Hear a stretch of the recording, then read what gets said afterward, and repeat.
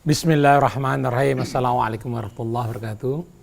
Allahumma sholli ala Muhammad wa Muhammad.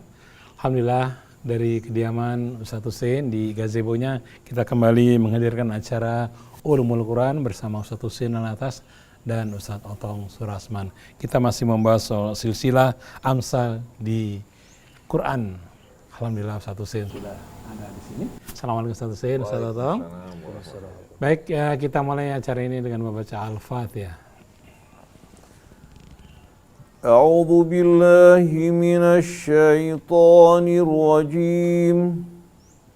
Bismillahirrahmanirrahim. Alhamdulillahi rabbil alamin. Ar-Rahmanir Rahim. Maliki yaumiddin. Iyyaka na'budu wa iyyaka nasta'in. Ihdinas siratal mustaqim. Siratal ladzina an'amta 'alaihim ghairil maghdubi 'alaihim waladdallin.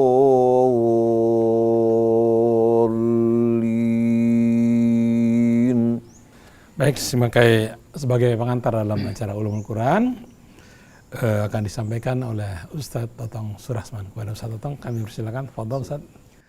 Assalamualaikum warahmatullahi wabarakatuh. Waalaikumsalam warahmatullahi wabarakatuh. Alhamdulillazi anzala ala abdihil kitaba wa lam yaj'al lahu 'iwaja qayyima liyundhira ba'san shadidan min ladunhu wa yubashshiral mu'minin alladzina ya'maluna as-salihati anna lahum ajran hasana makisina fihi abada. Asyhadu an la ilaha illallah wahdahu la syarika lah wa asyhadu anna Muhammadan abduhu wa rasuluh. Allahumma shalli wa sallim wa barik ala habibina wa syafi'ina wa Muhammadin wa ala alihi wa sahbihi ajma'in, amma ba'du. Ustadzul kiram Al-Habib Husein Alatas, Ustadz Muhammad Krishna, ya, kru Rasil, juga para pendengar dan pemirsa TV yang Rasil TV yang dimuliakan Allah Subhanahu wa taala. Alhamdulillahirabbil alamin, di pagi hari yang cerah ini, ya, sejuk, ya, kita dapat berjumpa kembali pada kajian Ulumul Quran, di mana pada pagi hari ini kita masih membahas tentang Amsalul Quran, perumpamaan dalam Quran yang sangat istimewa, ya, sangat luar biasa, di mana minggu yang lalu telah kita bahas surah An-Nur, ya, bahwa Allah telah memberikan cahaya, ya, kepada langit dan bumi. Juga dijelaskan bahwa Al-Quran itu merupakan ayat-ayat yang sangat jelas bagi kehidupan kita. Juga yang mengambil pelajaran hanyalah orang-orang yang bertakwa. Juga saya teringat itu, Habib, sempat diskusi, cuma saya namanya lupa. Ada seorang guru besar yang sempat riset yang berkaitan dengan tadi di An-Nur kemarin itu, lapisan laut yang berlapis-lapis yang gelap itu, ya, sempat seorang profesor kita mengadakan penelitian kedalaman laut gitu, ya. Beliau cerita ke saya itu betul-betul apa yang dijelaskan Quran itu, langsung riset. Bahkan yang punya kapal selam itu hanya Jepang waktu itu, tidak punya yang lain gitu. Itu semakin dingin, tekanannya semakin kuat, kemudian semakin gelap, ya. Tapi beliau cerita itu di bawah itu ada udang besar, warna-warni gitu. Ada warnanya merah, kuning gitu. Itu gambaran kebesaran Allah Subhanahu wa taala, ya, yang intinya bagaimana agar kita ini bisa mengambil pelajarannya dengan kehadiran Al-Qur'an ini, sehingga jalan hidup kita itu bisa terang benderang, ya, seperti terangnya di pagi hari ini dalam menata kehidupan kita.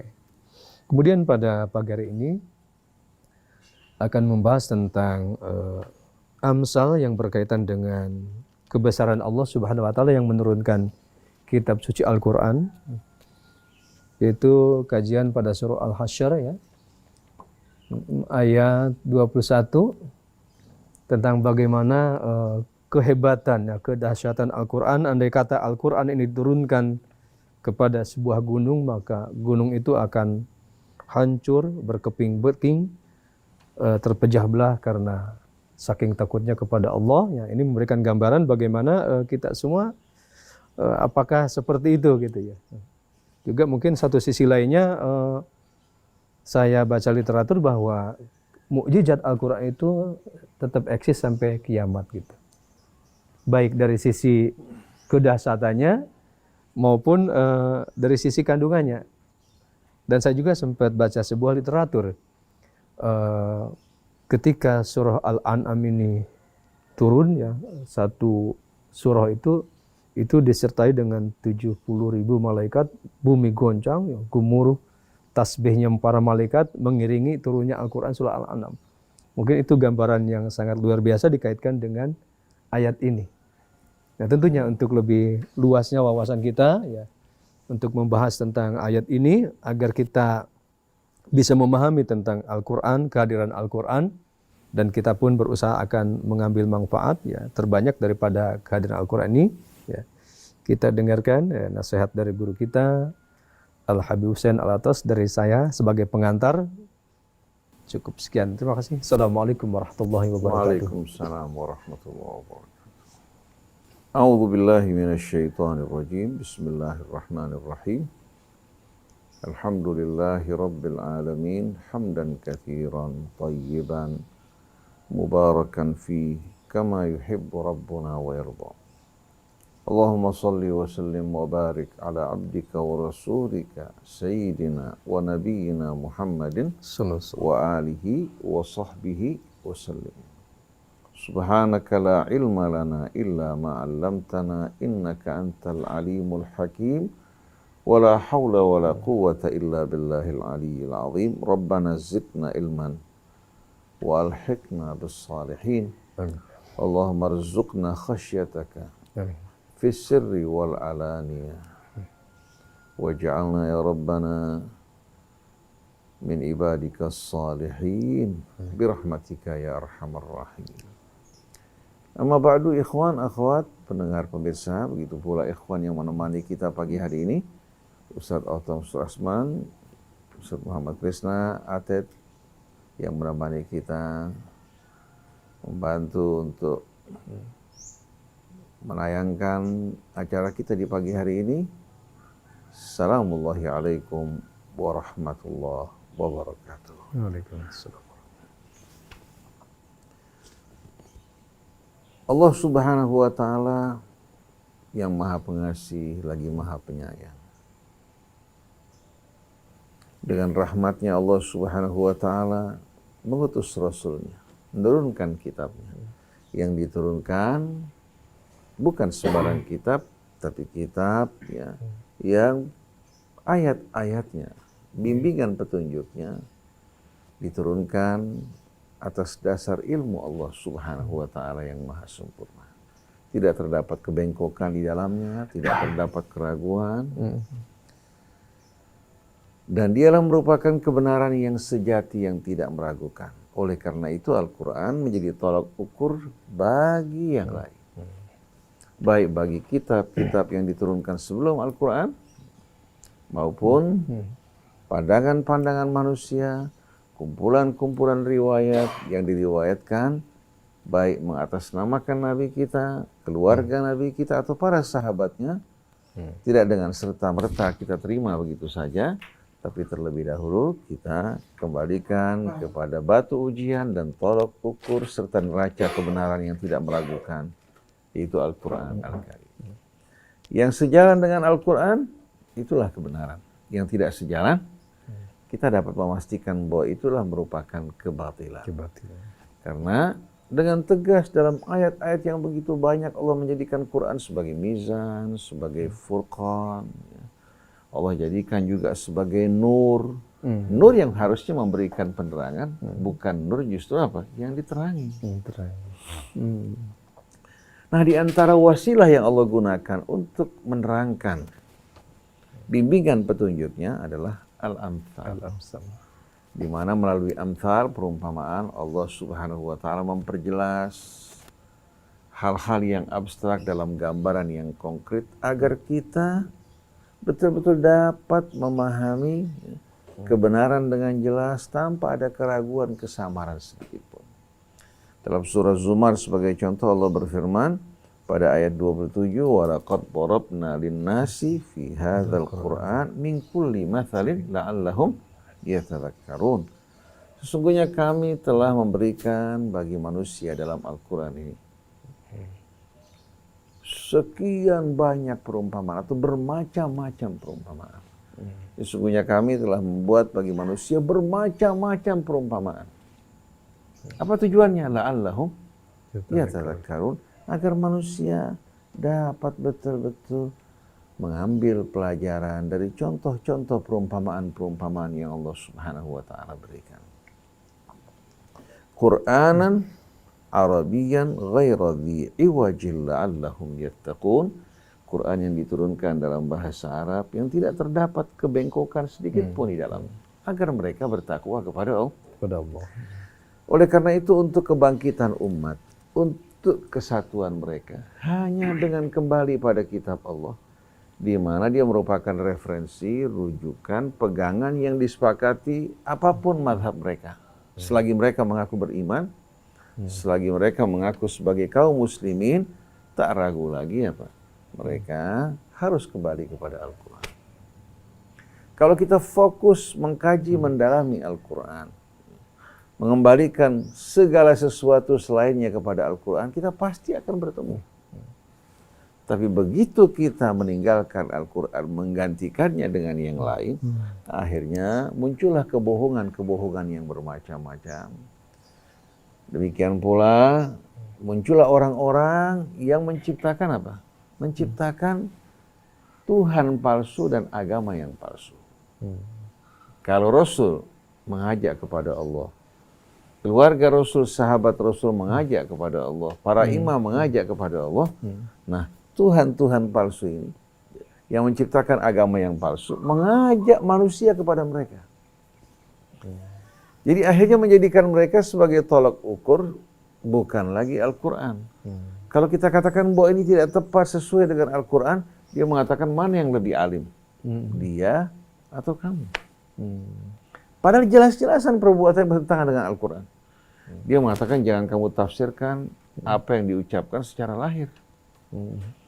Di balik ucapan itu terdapat rahasia makna batin yang mendalam. Kalau kita tanya, coba tolong jelaskan bagi kami. Tolong jelaskan bagi kami. Rabbi zidni ilman. Coba kita ingin tahu apa penjelasannya. Dia nggak tahu. Berarti kan kamu ikut sesuatu atas dasar apa? Kebodohan. Di saat kehidupan ini tanpa aturan, tanpa pegangan, tanpa pedoman hidup yang terang, yang jelas, yang disepakati, maka sistem nilai manusia ini akan kacau balau. Nah, seperti saat ini lahirlah madhab-madhab yang bermacam-macam. Madhab pemikiran yang bermacam-macam. Begitu pula madhab-madhab fikih yang ditempatkan sama dengan agama. Sama dengan ketetapan yang datang dari Allah dan Rasul. Di saat dibacakan ayat-ayat Allah, dikoreksi pendapat mereka. Mereka mengatakan bahwa kami ikuti imam fulan. Padahal bisa saja bukan dari imam fulan. Jelas-jelasan bertentangan, fakta membuktikan bahwa pendapatnya salah. Dia tetap berpegang pada pendapat tersebut, walaupun jelas-jelasan bertentangan dengan kitab Allah Subhanahu wa taala. Nah, ini yang kita sedihkan, sesalkan. Oleh karena itu, kajian-kajian kita ini berusaha merangsang dan mendorong umat untuk mendalami Al-Quran, bukan hanya melirik dan menolehnya, tapi betul-betul membaca, merenungkan ayatnya, dan sepakat bersama-sama untuk menjadikannya sebagai rujukan utama.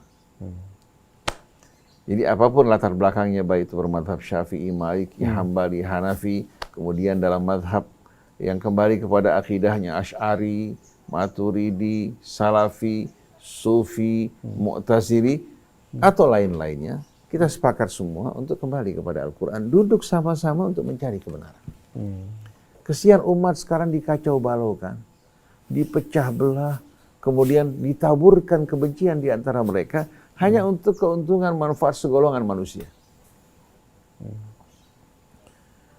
Jadi kami telah membuat berbagai macam perumpamaan dalam Al-Quran agar menjadi renungan pelajaran bagi manusia.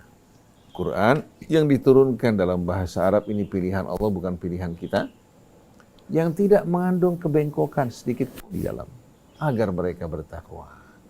Seperti apa yang Allah turunkan dalam suratul Kahfi, Alhamdulillahilladzi anzalal kitab walam yaj'al lahu iwaja. Nah, kalau kita beralih kepada ayat yang akan menjadi kajian renungan kita pada pagi hari ini, itu ayat yang terdapat dalam suratul Hasyr ayat 21. Sebelum kita mengkaji ayat ini, kita akan mundur ke belakang karena berkaitan dengan ayat-ayat sebelumnya. Allah Subhanahu wa taala berfirman, "Ya ayyuhalladzina amanu taqullaha wal tanzur nafsum ma qaddamat lighad. Wattaqullaha innallaha khabirum bima ta'malun. Wa la takunu kalladzina nasullaha fansahum anfusahum. Ulaika humul fasiqun. La yastawi ashabun nari wa ashabul jannah. Ashabul jannati humul faizun." Setelah itu, "Lau anzalna hadzal qur'ana ala jabalin la ra'aitahu khashi'an mutasaddian min khasyatillah. Wa tilkal amthalu nadribuha linnasi la'allahum yatafakkarun." Allah Subhanahu wa taala mengingatkan kita semua umat manusia yang hidup terbatas dalam beberapa hari. Bahkan dapat dikatakan kita ini hidup hanya satu hari yang terbagi pada siang dan malam, selainnya lembaran yang berulang-ulang. Malah dalam Al-Quran Allah ketika mengumpulkan manusia bertanya, "Kam labithtum fil ardi adada sini." Berapa lama kira-kira menurut kalian hidup dalam kehidupan dunia? Berapa tahun?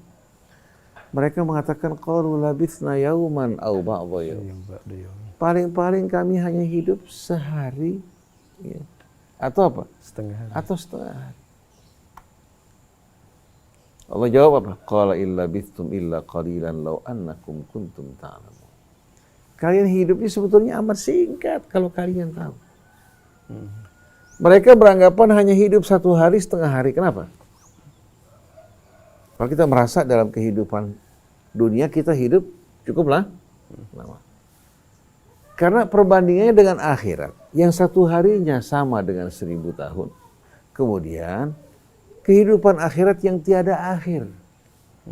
Kalau satu hari akhirat 1000 tahun, kita hidup di dunia 100 tahun, sama dengan 1/10 satu hari di akhir. Belum lagi hari-hari akhirat tiada akhir. Dia akan merasa hidup di dunia ini singkat luar biasa. Seperti orang berjalan menuju ke Madura. Ketika perjalanan sampai di Cikampek, di bahasa Cikampek dekat apa tidak? Dekat. Karena pikiran dia, tujuan dia jauh. Dia merasa Cikampek, Cirebon dekat. Tapi kalau tujuan kita, katakan ke Cikampek, kita merasa jarak agak jauh. Betul enggak? Jadi Allah kasih, subhanallah, di dunia ini manusia membedakan sesuatu terkadang dengan apa? Dengan perbandingan. Sesuatu terkadang dengan lawannya. Orang baru merasakan keutamaan siang dengan adanya malam. Merasakan keutamaan malam dengan adanya siang. Baru menikmati arti kehidupan kalau sebelumnya merasakan kesusahan. Tapi kalau senang terus-menerus akan berubah menjadi apa? Kejemuan. Akan berubah menjadi apa? Menjadi beban penderitaan buat dirinya. Itulah kehidupan dunia. Nah, di sini Allah Subhanahu wa taala ingatkan pada ayat ini bahwa kehidupan kita sebenarnya kalau kita perhatikan hanya satu hari. Kemudian datang hari besok kita pindah ke akhirat. sebelum satu hari kita hidup, kita merupakan sesuatu yang tidak berarti sedikit. Yang memberikan arti bagi kita, yang menganugerahkan kemuliaan bagi kita adalah Allah. Kenapa Allah selama ini kita lupakan?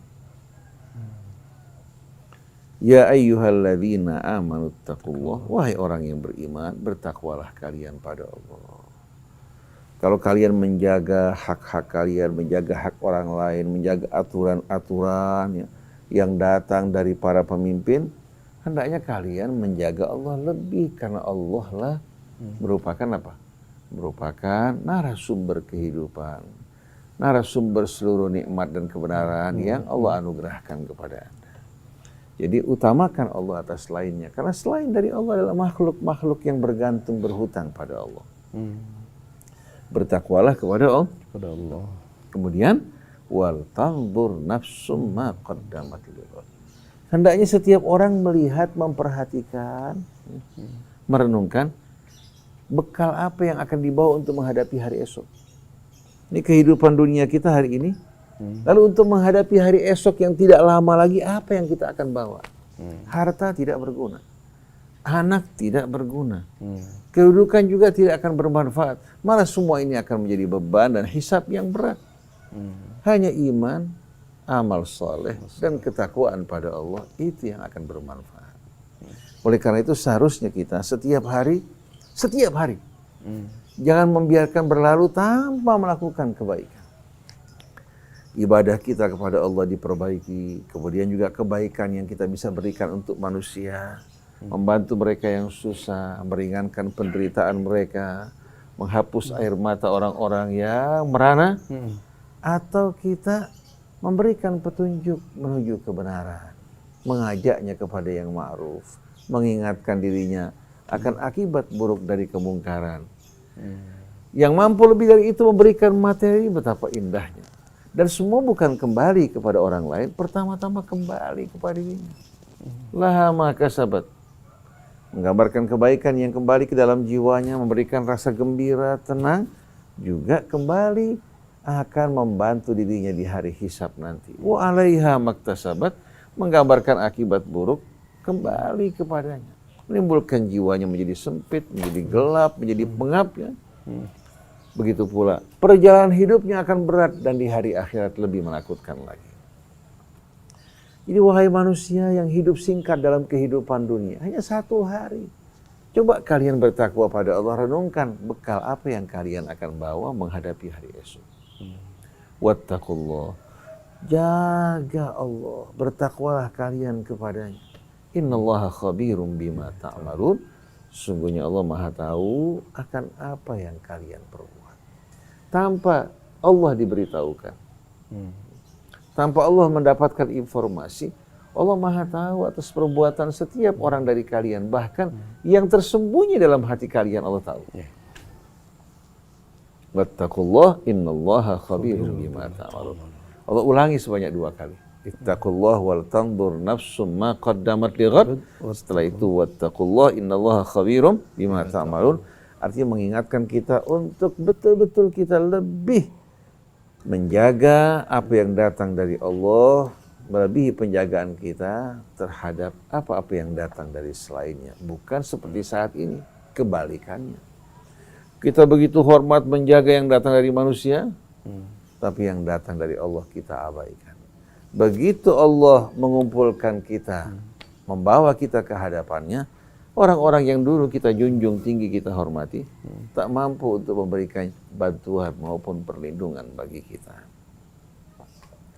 Setelah itu, Allah Subhanahu wa taala melanjutkan wala takunu kalladzina nasullaha fa'ansahum anfusahum ulaika humul fasiqun. Jangan kalian termasuk dari orang yang melupakan Allah. Di saat seseorang melupakan Allah, Allah tidak akan dirugikan.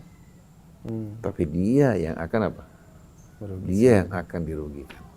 Karena seluruh kebutuhan hidupnya, seluruh apa? Kebahagiaannya, keamanannya ada pada Allah.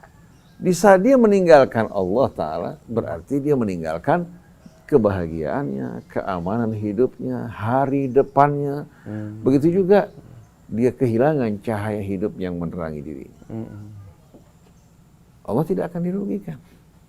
Wala takunu kalladzina nasullah. Jangan kalian termasuk dari orang yang melupakan Allah. Fa ansahum anfusahum. Begitu orang lupa kepada Allah, maka Allah akan membuat mereka lupa diri. Orang lupa diri apa? Dia menganggap diri berjalan dalam kebaikan, ternyata menuju jurang kebinasaan. Dia menganggap diri dalam kebenaran, padahal dia orang yang tersesat dari jalan Allah. Semua perilakunya akan membawa kerugian buat diri. Begitu orang lupa diri, seperti seorang laki-laki lupa akan tanggung jawab pada istrinya karena tergoda pada wanita lain, lupa pada anaknya, ya. Lupa akan rasa malu dan tanggung jawab yang dia tidak lakukan, dia menganggap dirinya benar. Kenapa? Karena akibat dari kesadarannya hilang. Tergila-gila pada seorang wanita, dia abaikan istri, anak, dan keluarganya. Waliyahudillah. Nah, ini yang lebih mengerikan. Dia lupa diri, lupa akan tujuan hidupnya. Lupa jalan yang akan mengantarkan dirinya menuju keselamatan, yang ditempuh jalan kecelakaan kebinasaan. Oleh karena itu rata-rata mereka-mereka yang berpaling dari Allah, yang enggan menerima bimbingan petunjuk dari Allah, jalan dengan pilihannya, sebetulnya sama dengan firman Allah, qul hal nunabbi'ukum bil akhsarina a'mala. Maukah kalian kami beritahukan orang yang paling rugi amal usahanya?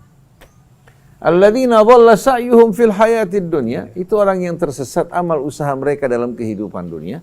Wa hum yahsabuna annahum yuhsinuna sun'a. Tapi mereka beranggapan mereka orang yang paling baik amal usaha dan perbuatannya. Nah, orang seperti ini yang merasa dirinya benar, baik, bahkan paling dalam segala-galanya. Kira-kira kalau diingatkan kesalahannya diterima atau tidak? Tidak terima. Ya. Kalau orang sakit tahu dirinya sakit, ya, mudah disembuhkan. Tapi repotnya orang sakit merasa dirinya paling apa? Paling sehat. Paling sehat. Tidak waras merasa dirinya orang yang paling waras. Bagaimana cara mengobatinya? Malah dokter yang mengobatinya yang sakit. Ulaikal ladzina kafaru bi ayati rabbihim wa liqa'ih. Nah, mereka-mereka ini orang yang ingkar kepada ayat-ayat Allah dan perjumpaan dengan Allah di hari kemudian.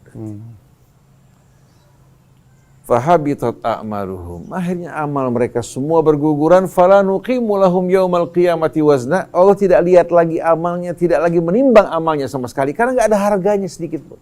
Begitu orang lupa kepada ayat-ayat Allah, lupa kepada hari akhirat, maka semua amal usahanya sia-sia. Ini yang mendorong kita untuk kembali kepada Al-Quran.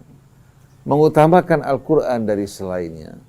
Jangan mengakibatkan kita akhirnya beramal, tahu-tahu amal kita sia-sia. Merasa benar, padahal kita dalam kesalahan. Dengan meninggalkan ayat-ayat Allah. Jadi, wala takunu kalladzina nasullaha fansahum anfusahum. Jangan kalian termasuk dari orang-orang yang lupa kepada Allah. Akhirnya Allah membuat mereka lupa diri. Atau membiarkan mereka dalam keadaan lupa diri. Karena mereka mengacuhkan Allah, mengacuhkan mereka. Ulaika humul fasiqun. Mereka lah orang-orang yang fasik. Dalam ayat yang lain apa? Allah berfirman, fa imma ya'tiyannakum minni huda. فَمَنِ اتَّبَعَ هُدَايَ فَلَا يَضِلُّ وَلَا يَشْقَى وَمَنْ أَعْرَضَ عَنْ ذِكْرِي فَإِنَّ لَهُ مَعِيشَةً ضَنكًا وَنَحْشُرُهُ يَوْمَ الْقِيَامَةِ أَعْمَى قَالَ رَبِّ لِمَ حَشَرْتَنِي أَعْمَى وَقَدْ كُنْتُ بَصِيرًا قَالَ كَذَلِكَ أَتَتْكَ آيَاتُنَا فَنَسِيتَهَا وَكَذَلِكَ الْيَوْمَ تُنْسَى. Bila petunjukku datang kepada kalian, petunjuk di sini yang datang dari Allah adalah kitab suci. Yang diturunkan kepada para nabi dan yang ada pada kita saat ini yang dijadikan sebagai kitab ya, yang menjadi apa? Tolok ukur kebenaran. Dan dia juga apa? Menjadi muhaimin. Yang menjadi muhaimin ya bagi seluruh kitab. Kata-kata muhaimin ini menggambarkan apa? Haimanah. Karena Al-Muhaimin itu yang maha kuasa, di mana kekuasaannya meliputi segala sesuatu. Jadi hegemoni ada pada Al-Quran. Bisa terjadi perbedaan pendapat, perselisihan, maka keputusan di tangan Al-Quran. Allah turunkan petunjuknya kepada para nabi yang membawa pesan yang sama. Yang terakhir pada Nabi kita Muhammad SAW, Nabi penutup dan kitab yang Allah turunkan sebagai kitab yang menjadi rujukan bagi semua umat manusia. Barang siapa yang mengikuti bimbingan petunjuk dalam kitabku yang dijadikan sebagai apa? Zikir bagi kalian. Ya. Siapa yang mengikuti petunjukku, fala yadhillu wa la yashqa. Dia tidak akan apa? Sesat maupun merana. Wa man a'rada an dzikri, tapi siapa yang berpaling an dzikri, maksudnya apa? Dari kitab yang merupakan pelajaran bagi kalian. Karena Allah sebutkan dalam Al-Qur'an ya. Zikir itu untuk Al-Qur'an. Inna nahnu nazzalna dzikra. Itu Al-Qur'an. Shad wal Qur'ani dzidzikir. Betul enggak? Iya. Dan Allah perintahkan Rasul untuk memberikan peringatan dengan Al-Quran. Wa dzakir bil Qur'ani may yakhafu wa'id. Jadi siapa yang mengabaikan kitab yang berisikan pelajaran peringatan dari aku, fa inna lahu ma'isyatan dhanka, dia akan berada dalam kehidupan yang sempit dan pengap. Wa nahsyuruhu yaumal qiyamati a'ma. Kami akan menghimpun dirinya di hari kiamat nanti dalam keadaan buta. Lalu dia bertanya, qala rabbi lima hasyartani a'ma wa qad kuntu basira. Kenapa engkau himpun aku ya Allah dalam keadaan buta? Dulu aku dalam keadaan melihat. Allah jawab, kadzalika atatka ayatuna fanasitaha. Demikianlah ayat-ayat kami dulu datang pada kamu, kamu lupakan. Kamu campakan. Kadzalikal yauma tunsa. Begitu juga hari ini kamu termasuk yang dilupakan. Nasullaha fanasiyahum. Mereka lupa kepada Allah, Allah melupakan mereka. Siapa yang dirugikan? Oleh karena itu, kita benar-benar semua kaum muslimin harus kembali kepada Al-Quran, mempelajari Al-Quran, merenungkan ayat-ayatnya, menjadikan dia sebagai furqan, menjadikan dia sebagai mizan, menjadikan dia sebagai muhaimin di atas seluruh kitab. Jangan justru Quran dicocok-cocokkan dengan pendapat dan doktrin kelompok. Ayatnya sama, tapi pemahaman dan doktrin yang berbeda-beda, karena masing-masing berusaha untuk menggiring ayat tersebut mendukung pendapat mereka, bukan pendapat mereka disesuaikan dengan Al-Quran. Setelah itu, la yastawi ashabun nari wa ashabul jannah. Tidak sama antara penghuni api neraka dalam penderitaan mereka, siksa mereka tiada akhir dengan penghuni surga. Begitu juga jalan yang dilalui oleh penghuni surga beda dengan jalan yang dilalui oleh penghuni api neraka. Jadi jangan kita hanya mengimpikan surga, tapi jalan yang kita tempuh jalan ke neraka. Tidak ketemu. Ya. Jadi berbeda antara penghuni surga, baik dalam kehidupan mereka di dunia, yang betul-betul berserah diri kepada Allah, mengikuti petunjuknya dengan rasa hormat, dengan penghuni api neraka yang mencampakkan ayat-ayat Allah, mengabaikan petunjuk Allah Subhanahu wa ta'ala. Ashabul jannati humul faizun.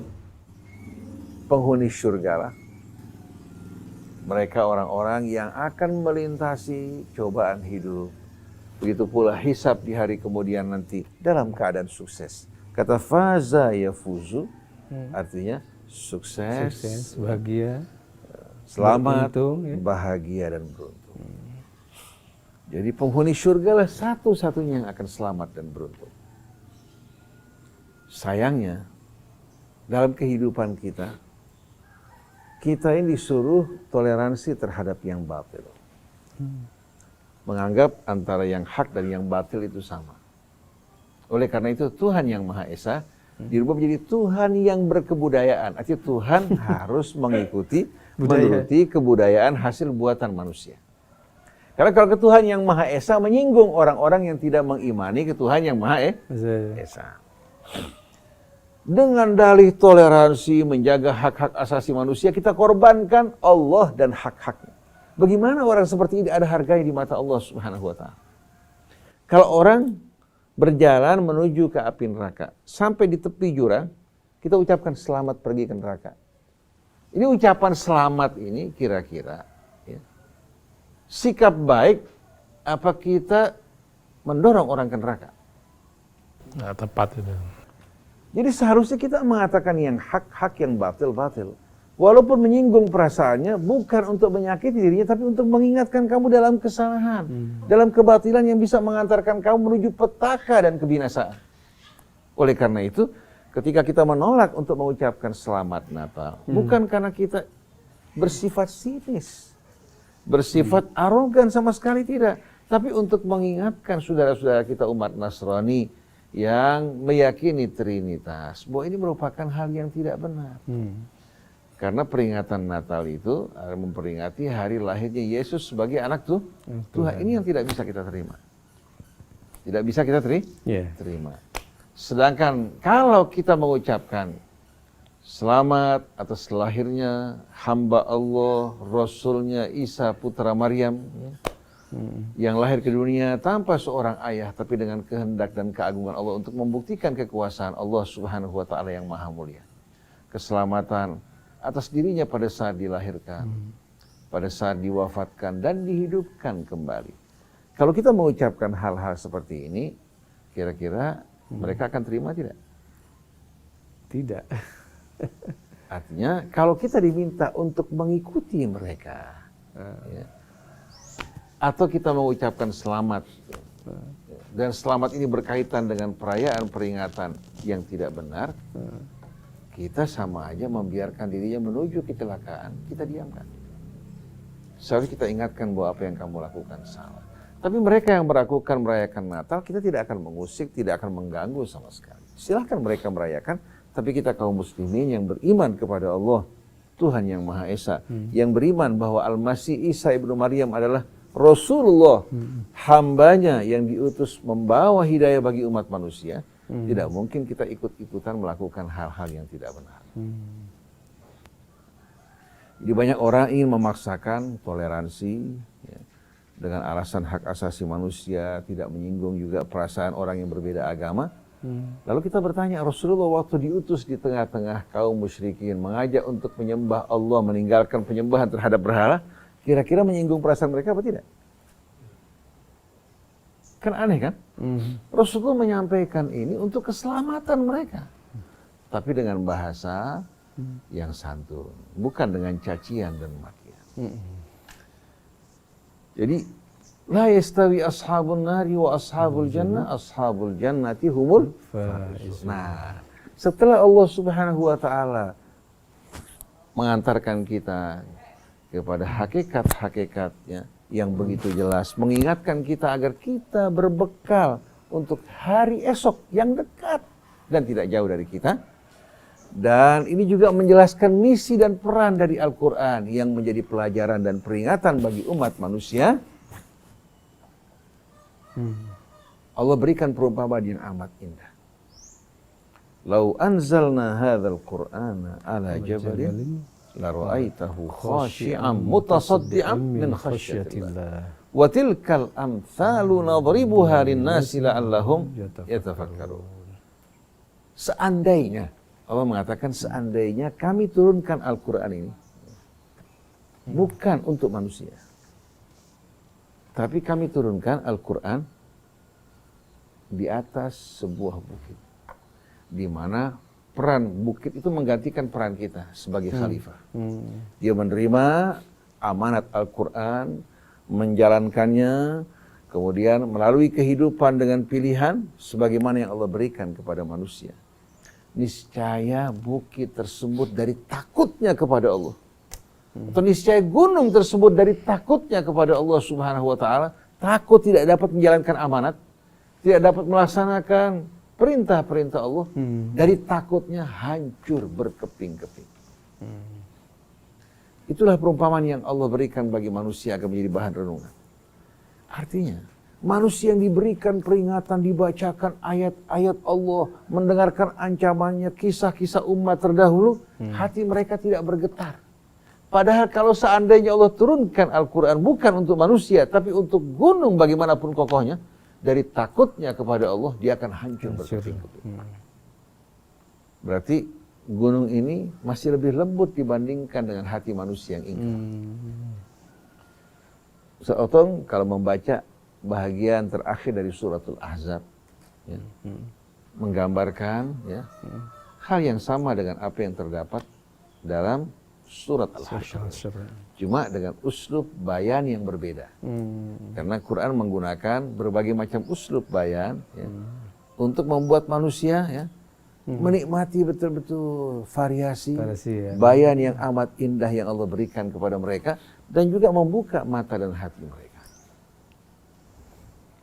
Inna aradna al-amanata ala samawati wal ardi wal jibali fa abaina an yahmilnaha wa ashfaqna minha wa hamalaha al-insan innahu kana zaluman jahula. Allah pernah menawarkan. Ini sesuai dengan pernyataan Allah. Kami pernah menawarkan al-amanah kepada langit, kepada bumi, termasuk gunung. Maksudnya amanah apa? Kita kan manusia, hidup kita berstatus amanah. Diri kita, harta kita, keluarga kita yang akan ditanya. Nah, Allah pernah tawarkan status kehidupan amanah ini kepada langit. Dengan bintang-bintangnya, dengan kedahsyatannya. Begitu juga kepada bumi. Termasuk juga kepada gunung. Mau tidak kalian hidup dengan status ini? Kalian diberikan kebebasan, tapi kalian akan ditanya dan diminta pertanggungjawabannya di hari kemudian. Ternyata langit, bumi termasuk gunung, semua menolak untuk menerima status kehidupan yang kelak mereka akan bertanggung jawab.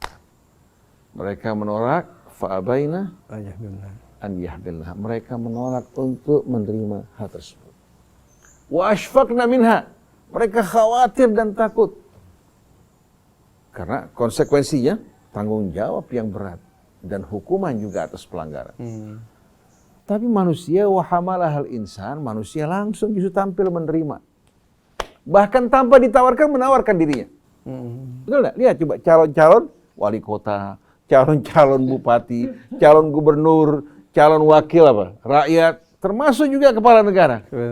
Mereka menawarkan diri mereka, bahkan mengeluarkan biaya yang besar. Kemudian juga propagandanya yang mengatakan diri mereka yang terbaik dalam mengemban amanat ini. Persis seperti Allah gambarkan.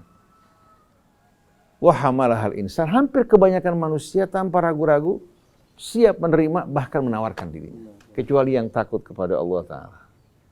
Innahu kana zaluman jahula. Manusia ini apa? Kebanyakannya bersifat zalum dan jahul. Saya sering memaparkan perbedaan antara zalim sama zalum, jahil dan jahul. Kalau jahil, kebodohan yang basit, yang tidak bersifat ganda. Dia tidak tahu memang.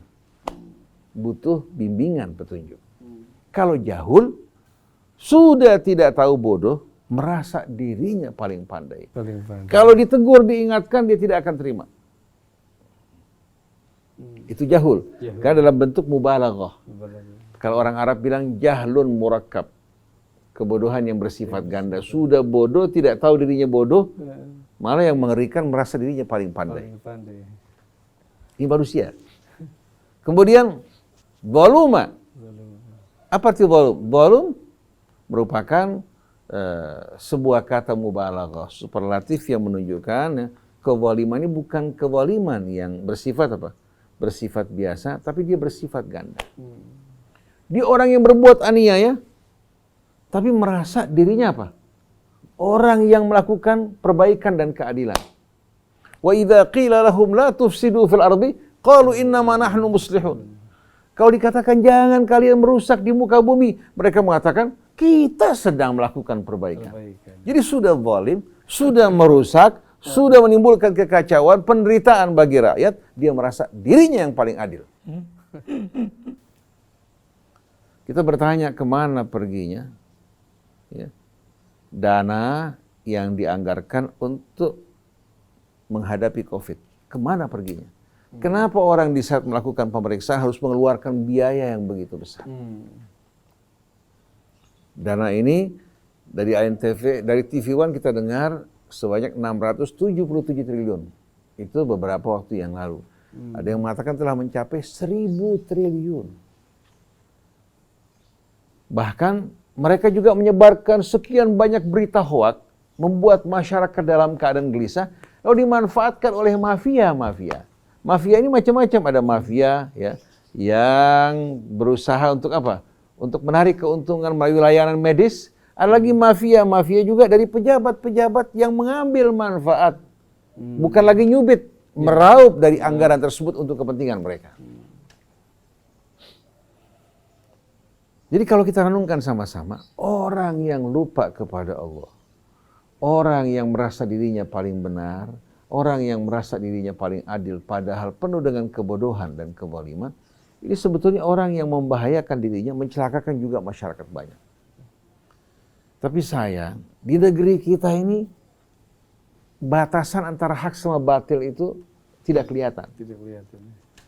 Jadi masyarakat bisa melihat yang hak batil, yang batil, hak ini berbahaya sekali. Ulama-ulama juga punya kecenderungan untuk mencari aman, mencari kesenangan, keuntungan pribadi, juga mengatakan bahwasannya yang hak dan batil itu sama. Yang penting kita semua berjalan menuju Allah. Oleh karena itu marak para koruptor, karena mereka beranggapan dengan korupsi mereka bisa berinfak. Menginfakkan sebahagiannya untuk pesantren, pembangunan masjid, bahkan termasuk juga apa? Tempat-tempat tahfidz Quran. Para koruptornya menghibur diri dengan cara ini, mereka yang menghafal Quran dengan memakan barang-barang yang haram, kira-kira lahirnya bagaimana? Nah kalau anak-anak kita dari mulai dalam kandungan diberikan makanan haram, bagaimana akan lurus? Ini yang terjadi. Oleh karena itu, Allah berikan perumpamaan ini, kalau seandainya kami turunkan Al-Quran di atas sebuah gunung, dan gunung ini hidupnya berstatus sama dengan manusia, menerima amanat dan kelak akan mempertanggungjawabkan. Niscaya dari takutnya gunung tersebut akan hancur berkeping-keping.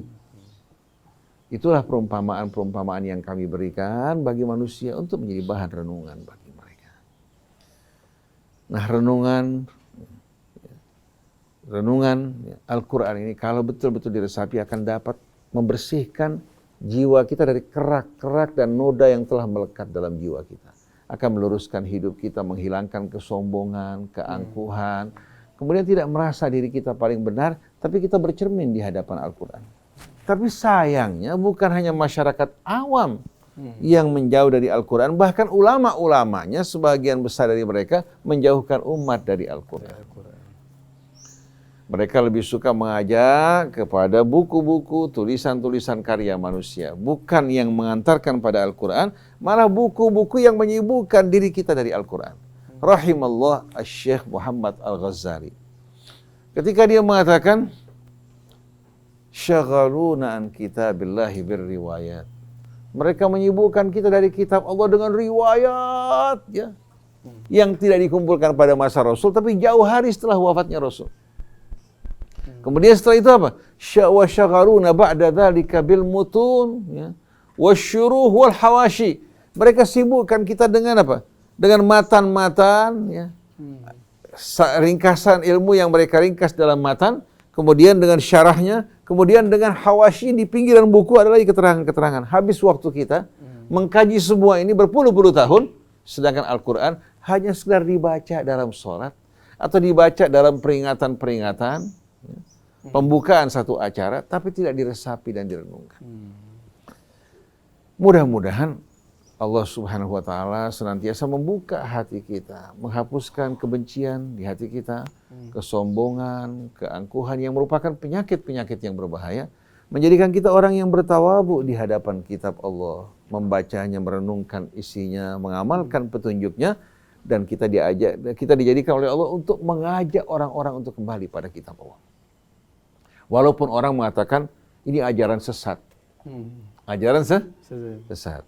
Kalau seandainya orang berjalan di bawah tuntunan Al-Quran sebagai orang yang tersesat, ya, maka kita abaikan, kita acuhkan aja mereka. Karena kalau kita akan menjawab orang-orang yang sakit seperti ini, hanya menghabiskan waktu kita. Khudhil afwa wa'mur bil urfi wa'arid 'anil jahilin. Tetap mengajak kepada kita memberikan maaf terhadap kesalahan, kesalahan mereka, kemudian kita mengajak kepada kebaikan, kepada yang ma'ruf, dan kita berpaling dari orang-orang bodoh. Karena kalau kita meladeni mereka hanya menghabiskan waktu. Jadi demikianlah kajian renungan kita pada pagi hari ini, masih bersama Al-Amthal dalam Al-Quran. Seperti firman Allah, walahul mathalul a'la. Bukan hanya sembarangan perumpamaan, tapi perumpamaan yang tertinggi dan teragung. Karena perumpamaan ini, perumpamaan yang menguak kebenaran yang sejati. Yang membuka mata hati kita semuanya. Dan kalau kita renungkan sama-sama, juga perumpamaan tersebut begitu indah, menarik, menjadikan alam sebagai apa? Contoh-contoh dari perumpamaan tersebut. Subhanakallahumma wa bihamdik asyhadu an la ilaha illa anta astaghfiruka wa atubu ilaik wal afu minkum wassalamu alaikum warahmatullahi wabarakatuh. Alhamdulillah ya dan telah kita dengarkan tadi renungan Al-Quran Ulumul Quran bersama Ustaz Husein Alatas dan Ustaz Otong Surasman yang mengambil tema Amsal dalam Al-Quran. Insya Allah kita akan jumpa lagi di lain hari. Terima kasih Ustaz Husein, terima kasih Ustaz Otong. Saya Muhammad Gisha dan Natep, mohon pamit. Wabillahi taufiq wal hidayah. Wassalamualaikum warahmatullahi wabarakatuh. Waalaikumsalam.